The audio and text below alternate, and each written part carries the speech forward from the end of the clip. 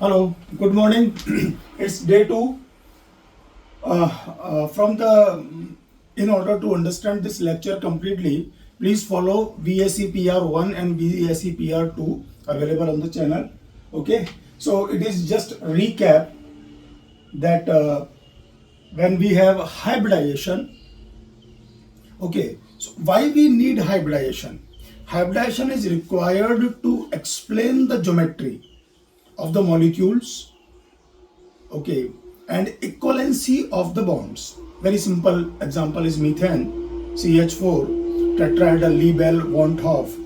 Okay, they explained that all bonds are equivalent and bond angles are equivalent, bond lengths are equivalent, and it is not possible by mixing of s and 3p orbitals. So we need a hypothetical, mind it, hybridization is hypothetical concept required to explain the geometry of molecule. So it is a simple hypothesis, that's all. So now D2sp3, so memorize which D we have used. Okay, so dx square minus y square dz square, commonly known as axial orbital. They lie on the axis. Dx square minus y square lie on the x-axis and y-axis, and dz square lie on the z-axis, the dumbbell part, and there is a donut ring, donut in the xy plane. Okay, commonly in coordination chemistry we have given a symbol to such orbital, that is Eg. Got it? DsP2, only one D is used and 2p used. One D, that is dx square minus y square, and 2p, px py only, not pz. Okay, SD3, it is relatively new for some kids. Sometimes it is written as D3s, that is inner or outer thing. Okay, SD3 means S principal quantum number n, then D also have the principal quantum number n.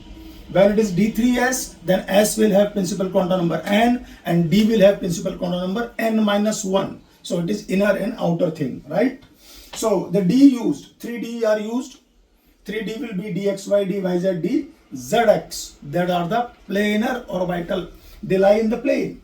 dxy in the xy plane, dyz in the yz plane, and dzx in the xz plane. And in coordination chemistry, we have given another symbol to such orbital, that is T2g. Got it? T2g. Next is DsP3. DsP3, there are two variations. DsP3, which D we have used? The D used dz square, then it is TBP, famous trigonal bipyramidal. Famous trigonal bipyramidal, as we know from PCL5. Okay, for this TBP, what we know? TBP, what we know? That axial bonds, these are the axial bonds.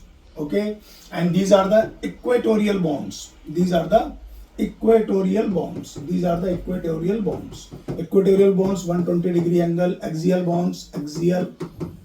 The bond angle is axial. Axial. The bond angle is 90 degree. Okay, so two types of bond angles are there: lone pair, pi bond, bulky group.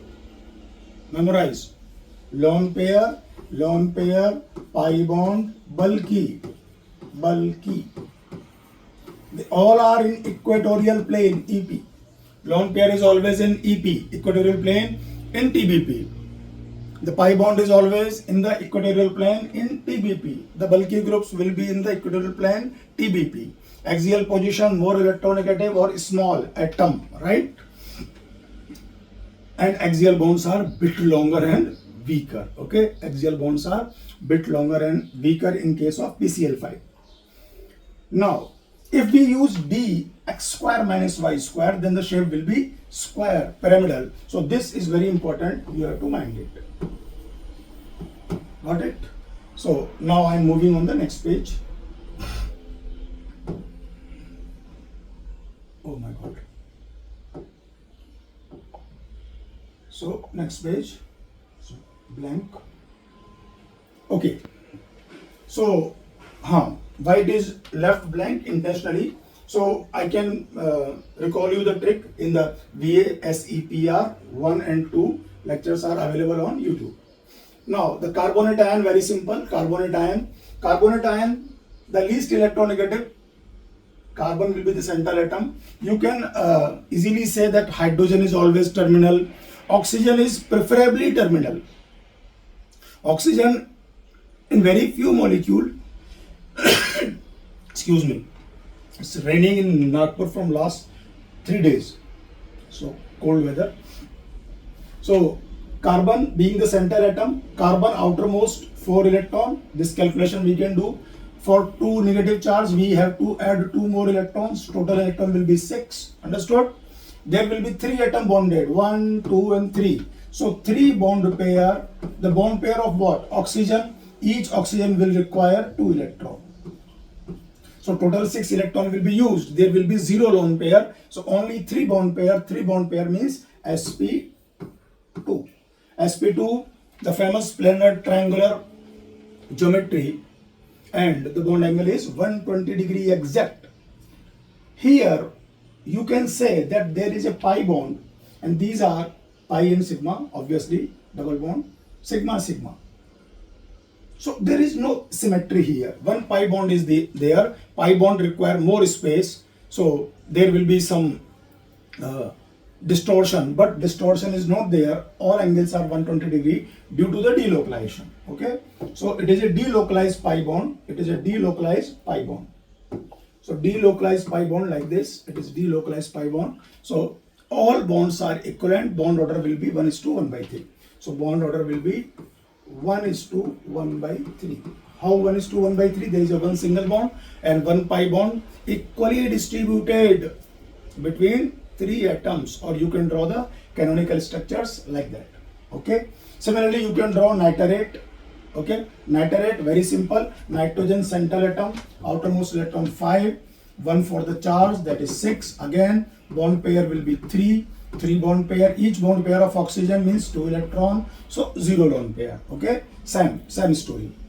Now go for NO2 minus. NO2 minus, again central atom is nitrogen, 5 plus 1, that is 6. Now only 2 bond pair. 2 bond pair of oxygen means 4 electron. So 4 electron. So 4 electron used. Remaining 2 electron means 1 LP.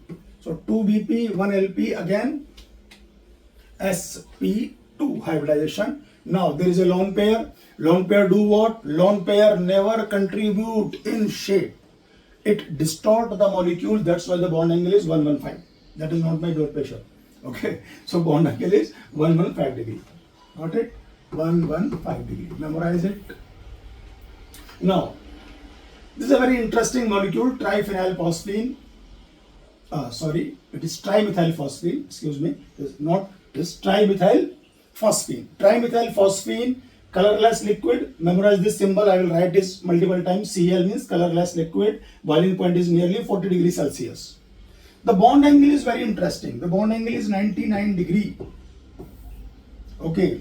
And there is a contradiction between Wikipedia and Cotton Wilkinson.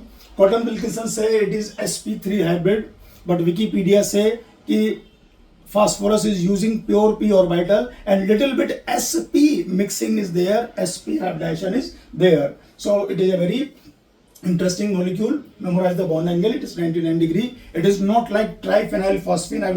It is not like only phosphine. pH3. pH3 bond angle is nearly 93 degree. It is 99 degree. Okay. So we cannot say it is using pure p orbital, because if it is using pure p orbital, it must be equal to, these are the pure p orbital, mutually perpendicular pure p orbital. So bond angle should be near to 90. Okay, but here methyl groups are there, some steric repulsion will be there. Okay, so bond angle increases, and hybridization is basically hypothesis, imagination. Few more chemistry about this, how to prepare this trimethylphosphine. Methyl magnesium chloride can be taken. Okay, phosphorus having OPH group, okay, phenoxide, OPH, and ether. In ether, solvent is very important in organic chemistry, ether. So there will be M3P and PHOMgCl, highly basic ligand. It is highly basic ligand. Understood? Moving to next page. Now SF4 again, it is not high blood pressure, 181, 103. Okay, these are the two angles.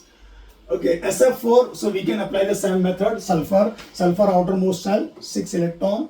There will be 4 bond pair, bond pair of what? Fluorine. Fluorine require 1 electron to complete its octet. So 4 electron consumed, remaining 2 means 1 lone pair. So sum is 5. 5 means sp3d. So sp3d means what? Sulfur.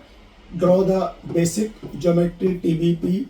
1 lone pair, put it here, lone pair, so it will not contribute in shape. Now there will be fluorine, and fluorine. It is famous what? Seesaw.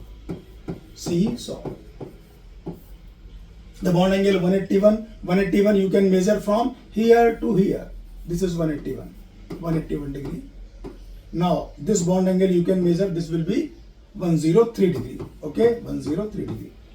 103 degree means it is decrease from 120 degree, and this should be the 180, so it is slightly more than 180. Okay, 90 you can measure, this will not be the 90 angle. See, some people they may ask this also, okay, what is the angle between these two angles? So it will be less than 90 degree. Understood? Now Paramgyan, hashtag Paramgyan. It's a very simple question, but yesterday I have contradiction with my sir. See, in 1998 when I came from TCS, I learned chemistry with NP Sharma sir and Kirti Devi ma'am. So yesterday I have a little bit contradiction with NP Sharma sir. The classical thing and the new thing. Okay. So anyway, so here it is very simple. This is what formaldehyde. You know formaldehyde. Why the bond angle is not 120 degree like carbonate? Because there is no delocalization. Understood? The pi bond will require more space. So eventually it will compress the CH bond. It will be less than 120 degree. Now, how to explain these two? In order to explain these two, there are two methods. One method is the electronegativity of the terminal atom. Understood? Electronegativity of the terminal atom. So what happens? See, suppose fluorine is here, carbon is here, fluorine is here. So fluorine is more electronegative. So the bond pair of carbon will shift towards fluorine. Understood?